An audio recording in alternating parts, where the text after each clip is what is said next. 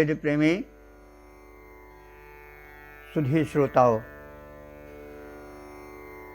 संप्रति ऋग्वेद के प्रथम मंडल के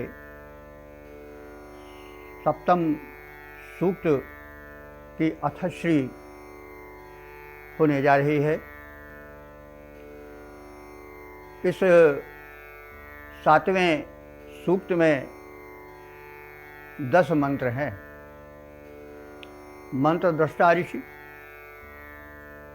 मधुच्छंदा वैश्वामित्र हैं।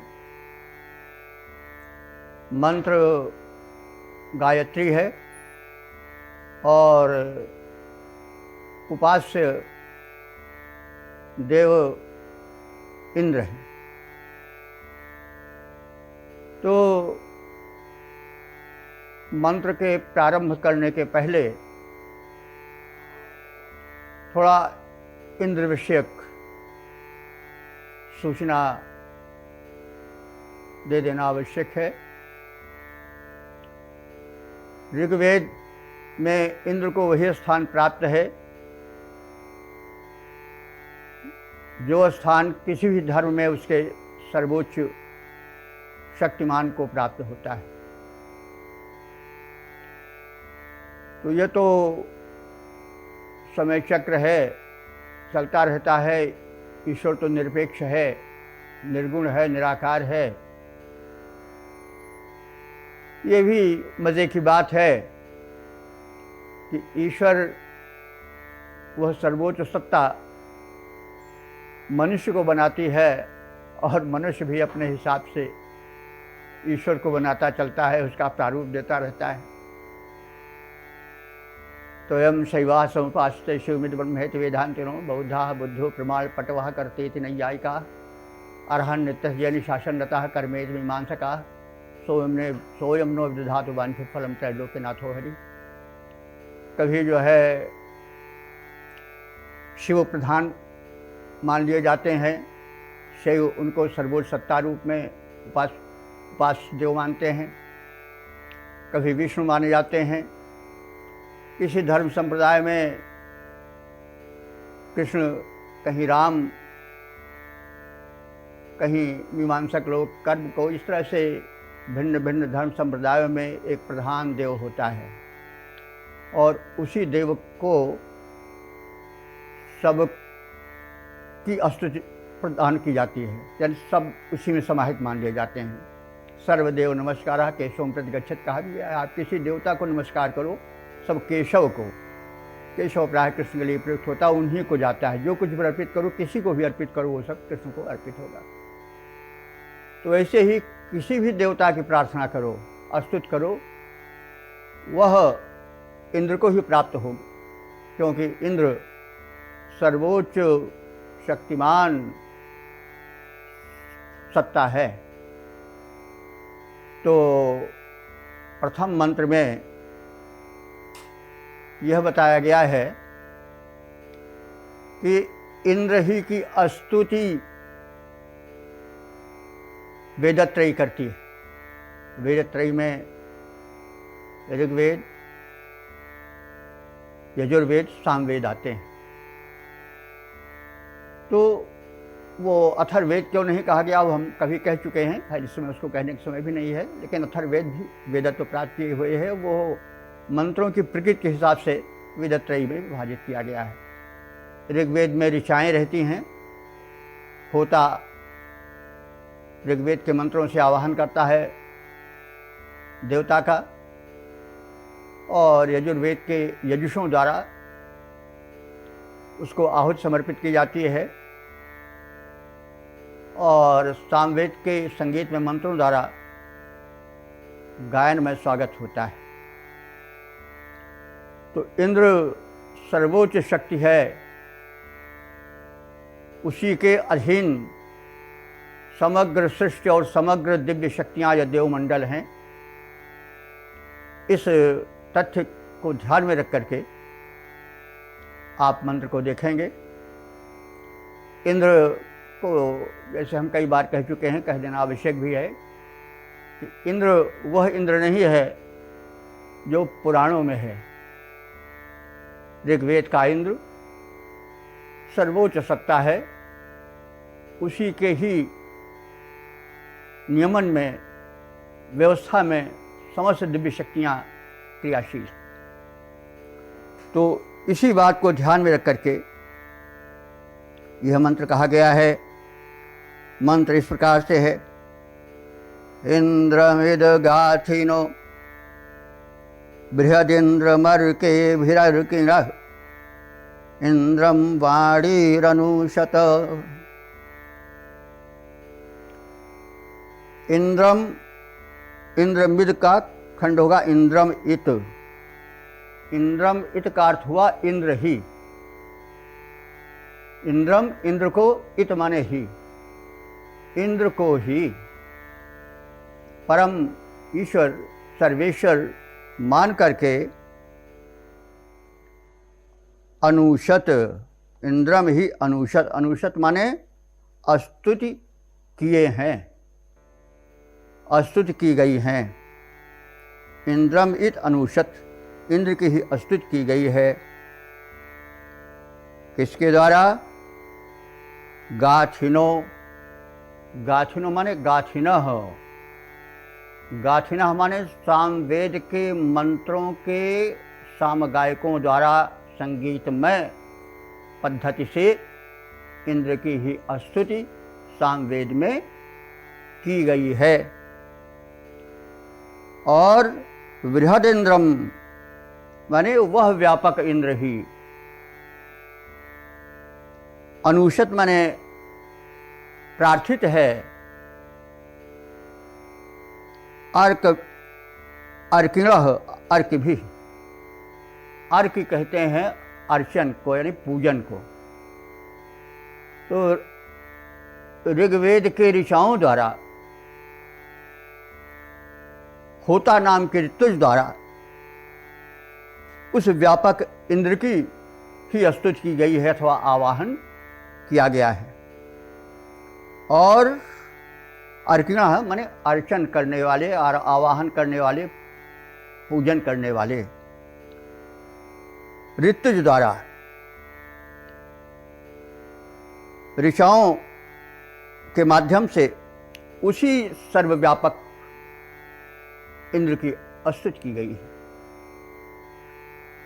और इंद्रम वाणी, वाणी, इंद्र को ही वाणी, वाणी माने वचन, वचन से मतलब यहाँ यजुष से हुआ, अनेक गद्यमय वाणी द्वारा। जैसे आप लोग जानते हैं कि यजुर्वेद के मंत्रों को यजुष कहा जाता है, क्योंकि वे गद्यमय होते हैं। तो यजुषों द्वारा अर्थात यजुर्वेद के मंत्रों द्वारा उसी महान इंद्र की स्तुति की गई है। इस प्रकार से सर्वेश्वर इंद्र की महत्ता का प्रतिपादन इस मंत्र में हुआ है। और यह बताया गया है कि इंद्र ही सर्वप्रधान देव है, ऐश्वर्यवान है, सर्वव्यापक है, सर्वशक्तिमान है। उसी की ही स्तुति ऋग्वेद में ऋचाओं द्वारा होता पुरोहित करता है। उसी इंद्र की स्तुति की गायनमय प्रस्तुति गाथिनः सामवेद के गायकगण संगीत की स्वरलहरियों में करते हैं। और उसी इंद्र की स्तुति यजुष द्वारा करते हैं यजुर्वेद के अध्वर्य पुरोहित। तात्पर्य कि इंद्र ही सर्वतोभावेन पूज्य है। सर्वदेव नमस्कारः केशवं प्रति गच्छति, वैसे यहाँ भी कहा जाएगा सर्वदेव नमस्कारः इंद्रम प्रति गच्छति। तो इस प्रकार से इंद्र के सर्वव्यापक सर्वशक्तिमान रूप की प्रस्तुति ऋषि ने इस मंत्र में की है और वेदत्रयी द्वारा उसी की उपासना होती है। देवता कोई हो, लेकिन सब देवता अंत में उसी में सम्मिलित हैं। तो करो किसी देवता की उपासना, लेकिन सभी उपासनाएं इंद्र को ही अर्पित होगी, क्योंकि अंत में सबका इंद्र ही है। इसको आप यूँ भी समझ सकते हैं, जैसे शरीर है तो हाथ पैर मुख नाक कान और तमाम अंग प्रत्यंग मिला करके सब शरीर ही कहा जाएगा। वैसे समग्र देवमंडल इंद्र में ही समाहित है। वह सर्वशक्तिमान है, सर्वेश्वर है, ऐश्वर्यवान है। तो यह भाव इस मंत्र में प्रकट किया गया है। इसका छंदोबद्ध रूप इस प्रकार से देखा जा सकता है। इंद्र रूप परमेश्वर का सबने गुणगान किया है। इंद्र रूप परमेश्वर का सबने गुणगान किया है। साम गायकों ने मिल सस्वर उसका ही गुण गाया। साम गायकों ने मिल सस्वर उसका ही गुण गाया। ऋग्वेदीय पुरोधा ने मंत्रों से उसे बुलाया। उसी देव की ही स्तुति बहुविध सर्वत्र हुई है। उसी परम सत्ता का गुण गाकर सबने सुख पाया। विमल वेदवाणी ने उसका ही सम्मान किया है। इंद्र रूप परमेश्वर का सबने गुणगान किया है।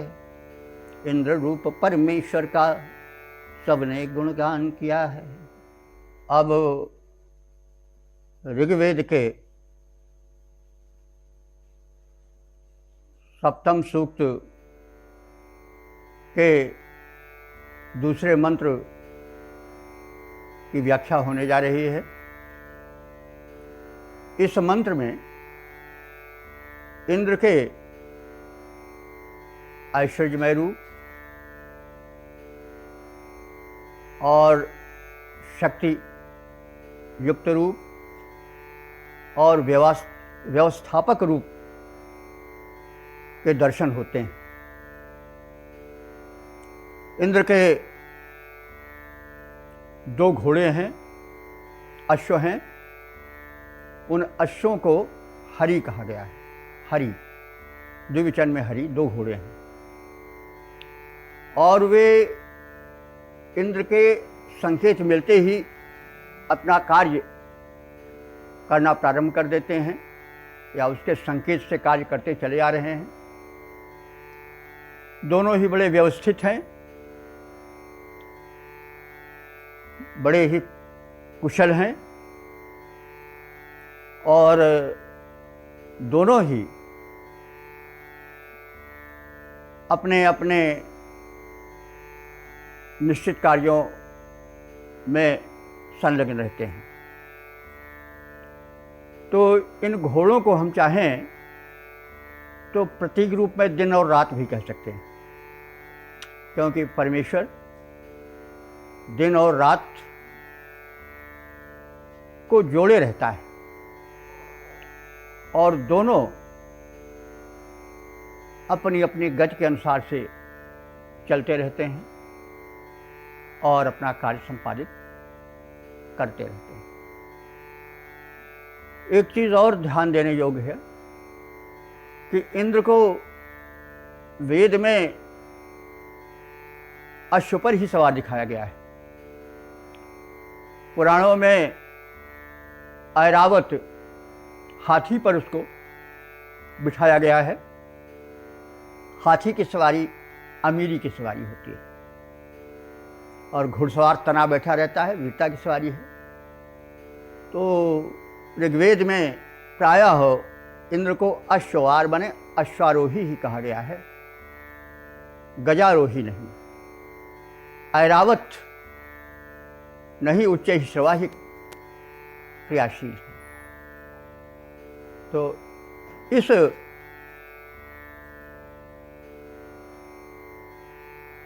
इस कथन की छाया में अब हम मंत्र की व्याख्या प्रस्तुत करने जा रहे हैं। मंत्र इस प्रकार से है। इंद्रइद्धर्यो सचा सम्मिश्र आवचो युजा। परमेश्वर परम समृद्धमान ऐश्वर्यमान शक्ति इंद्र के इत माने ही, हरियो, हरियो माने दो घोड़े हैं, जो कि सचा माने साथ साथ ही, सम्मिश्रण माने मिल करके, आ वचो युजा, आ वचो माने वचन कहते ही, युजा माने रथ में जुड़ जाने वाले हैं। तो वचा माने वचन के कहते ही, यानी संकेत मिला नहीं कि रथ से जुड़ गए, अपने कार्य में तत्पर हो गए, और वे इतने कुशल हैं कि साथ साथ ही संकेत मात्र से ही संपूर्ण कार्य करने वाले हैं। तो इसका अभिप्राय ये है कि अगर घोड़ों को दिन रात मान लिया जाए तो वे इतने सक्षम हैं, इतने सुव्यवस्थित हैं कि युगों से एक ही गति से आ रहे हैं, जा रहे हैं, अपना अपना कार्य संपादित कर रहे हैं। तो इस प्रकार से ये इंद्र के दो घोड़े हैं। सामान्य अर्थ में तो यह माना जाएगा कि इंद्र एक अश्वार है, घोड़े पर सैनिक प्रवृत्ति के कारण चढ़कर चलता है। उसके दोनों घोड़े बड़े ही पटु हैं, निपुण हैं, और वे दोनों घोड़े संकेत मार्ग से ही जुड़ जाते हैं और मिल करके अपना कार्य संपादन करने लग जाते हैं। और दूसरा अर्थ जो निकल सकता है परमेश्वर के पक्ष से, वो भी आपके समक्ष प्रस्तुत किया गया कि दिन रात के रूप में। और मंत्र के अंतिम 3 शब्दों में इंद्रो वज्री हिरण्यः कहा गया है। इंद्र वज्री है, वज्री माने वज्र को धारण करने वाला। इंद्र के वज्र के विषय में आप लोग परिचित हैं। उसके वज्र का प्रहार रुकता नहीं है। राक्षसों का, वृत्तासुर का वध जब करने को उद्यत होता है तो वह अपने वज्र को चलाता है। वज्र उसके वीर रूप का प्रदर्शन करता है, द्योतन करता है। अगर हम चाहें तो वज्र को, जो वज्रपात होता है, बड़े जोर से बिजली कड़कती है, गिरती है, और जहाँ गिरती है वहाँ संहार करती चलती है। तो अगर हम जानना चाहें वज्र उसको उस रूप में कि वो वर्षा का देवता है, उस रूप में हम वज्रपात से, यानी जो वज्र जोर से बिजली कड़कती है, उससे भी ले सकते हैं। लेकिन जब उसको हम शक के रूप में उसका मानवीकरण कर रहे हैं, देखिए वेद एक काव्य भी है, और काव्य में मानवीकरण एक मुख्य अलंकार होता है। तो जब किसी शक्ति की हम महिमा गाने लगते हैं, उसका रूप प्रस्तुत करने लगते हैं, तो अपने आप ही उसमें अलंकार आने लगते हैं और उसका मानवीकरण होता चलता है। वैसे तो जैसा पहले भी कहा जा चुका है, ये समग्र जो व्यापक शक्तियां हैं, खासतौर से इंद्र को सूक्ष्म शक्ति माना गया है, यह दृश्यमान नहीं है। लेकिन वर्णन जब किया जाता है तो उसको मूर्त रूप देने के लिए मूर्तिमान बना दिया जाता है। और इसी विकास में हो सकता है मूर्ति भी आ गई है, क्योंकि मनुष्य मन टिकाता है तो कहीं उसको एक कोई स्थान चाहिए, कोई एक वस्तु चाहिए,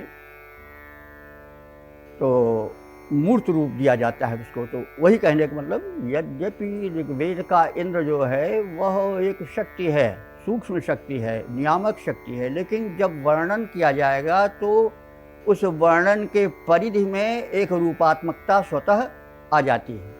हम निर्गुण ब्रह्म की उपासना करते हैं तो भी एक प्रकाश की कल्पना करते हैं, कुछ न कुछ रूप उसको देते हैं।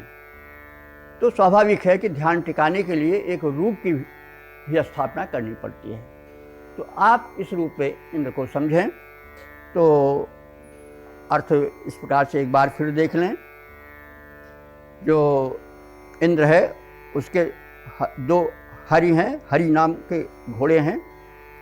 वे साथ साथ रथ में इंद्र के जुड़ जाते हैं, साथ साथ मिलकर कार्य करते हैं और वे अपने क्रिया में बड़े कुशल हैं और वे इंद्र के आदेश संकेत मात्र से कार्य करने वाले हैं। और इंद्र जो है वह वज्री है, वज्र नाम का अमोघ अस्त्र धारण करता है और हिरण्य हमारे स्वर्ण मंडित है। स्वर्ण मंडित होना समृद्धि का द्योतक है और समृद्धि और ऐश्वर्य सब मिले जुले चलते हैं। तो इस प्रकार से इंद्र के नियामक रूप का, इंद्र के समृद्ध ऐश्वर्यमय रूप का और इंद्र के रक्षक रूप का इस मंत्र में चित्रण हुआ है, प्रस्तुतिकरण हुआ है। अब हम इसके छंदोबद्ध रूप को देखें। ऐश्वर्यवान स्वामी महान, ऐश्वर्यवान स्वामी महान हैं इंद्रदेव समृद्धिवान, हैं इंद्रदेव समृद्धिमान। संकेत मात्र से जुड़ जाते उनके दो हरित वर्ण घोड़े, मिलते मिलते सद्यः उपासकों से वे इंद्र उन्हें रथ में जोड़ें। मिलते सद्यः उपासकों से वे इंद्र उन्हें रथ में जोड़ें।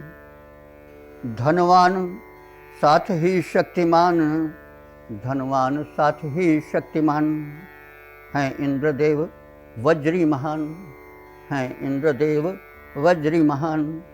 ऐश्वर्यवान स्वामी महान हैं इंद्रदेव समृद्धिमान, हैं इंद्रदेव समृद्धिमान।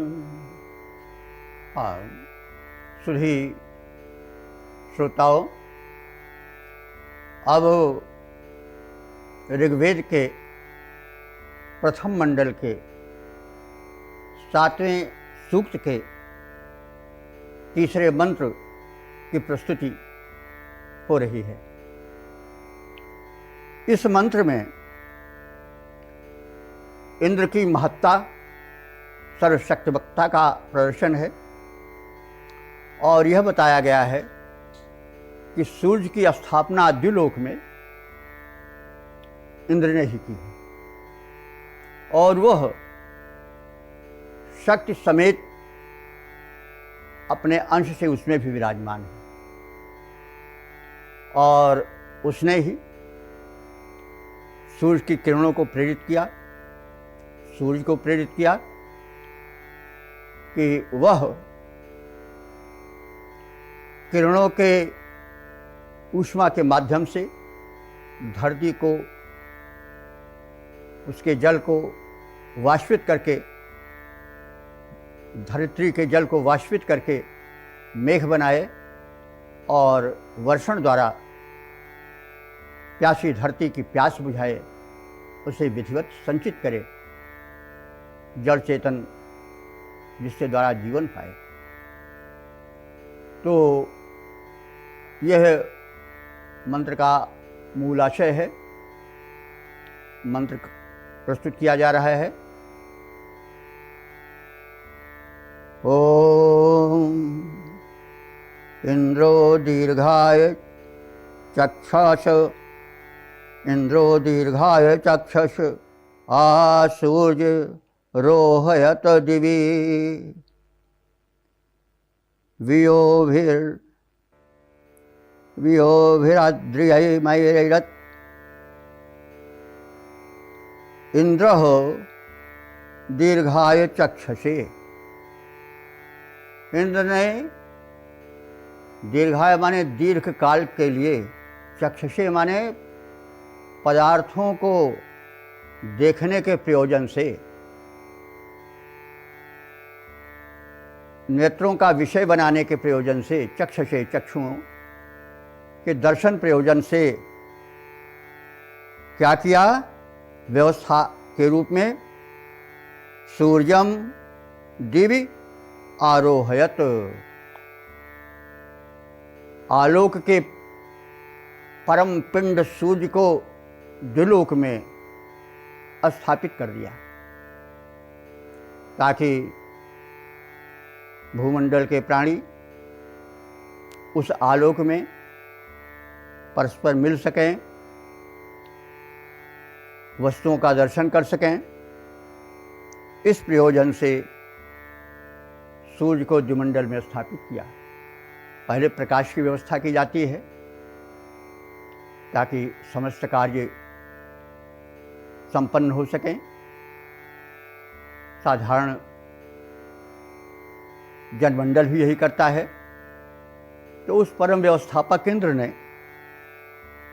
धरित्री का कार्यकलाप सुचारू रूप से चलता रहे, इसलिए प्रथम सूर्य को, उस आलोक पिंड को द्युलोक में स्थापित किया और यह व्यवस्था की कि सूर्य की किरणों से वाष्पित जल भाप बनकर मेघमंडल बने और वर्षण करे। तो गोभिर अद्रिमैरयत, गोभिर शब्द आया गोभी। गोभी आपके लिए कहा गया है, ये मतलब गो का तृतीया बहुवचन है। गो माने होता है किरण। गो के और भी अर्थ होते हैं, जैसे गाय भी होता है, पृथ्वी भी होता है, इंद्रिय भी होता है, लेकिन प्रसंगानुकूल अर्थ निकाला जाता है, यह आप सब जानते हैं। तो यहाँ पर प्रकाश की बात हो रही है, सूर्य के स्थापन की बात हो रही है। तो गो का अर्थ जो है वह संदर्भानुकूल किरणों से ही किया जाएगा। तो गो भी माने किरणों द्वारा। किसकी किरणों द्वारा? सूर्य की किरणों द्वारा। कि सूर्य, जिस सूर्य को इंद्र रूपी परमेश्वर ने द्युमंडल द्युलोक में स्थापित किया है, उसके द्वारा क्या किया? ऐरयत, प्रेरित किया। इसे प्रेरित किया, इसे प्रेरित किया सूर्य की किरणों को कि वे क्या करें? अद्रिम ऐरयत। अद्रि माने क्या होता है? अद्रि माने होता है मेघ। लोक में तो प्रचलित है अद्रि माने पहाड़, लेकिन वेद में अद्रि का अर्थ होता है मेघ भी, पर्वत भी। कहीं जहाँ तहाँ आप देखेंगे कि पर्वत का भी अर्थ जब इंद्र के साथ जुड़ता है तो मेघ के रूप में आ जाता है, क्योंकि बड़े भारी होते हैं, नहीं बादल के विस्तार होता है और वो ऐसे ऐसे नतोन्नत होते हैं। और जो अद्र होता है या पर्वत होता है उसमें भी पर्व होते हैं, गांठें होती हैं, नतोन्नत होते हैं। तो इसलिए अद्र शब्द जो है वह पर्वत का भी द्योतक है। तो और अद्र शब्द मेघ का भी पर्याय है। तो यहाँ अद्र शब्द जो है वो मेघ के लिए ही आया है, क्योंकि गोभी किरणों द्वारा उस इंद्र ने यह प्रेरणा भरी कि धरती के जल को वाष्पित करके मेघ बनाया जाए और वर्षण द्वारा धरती की पिपासा बुझाई जाए।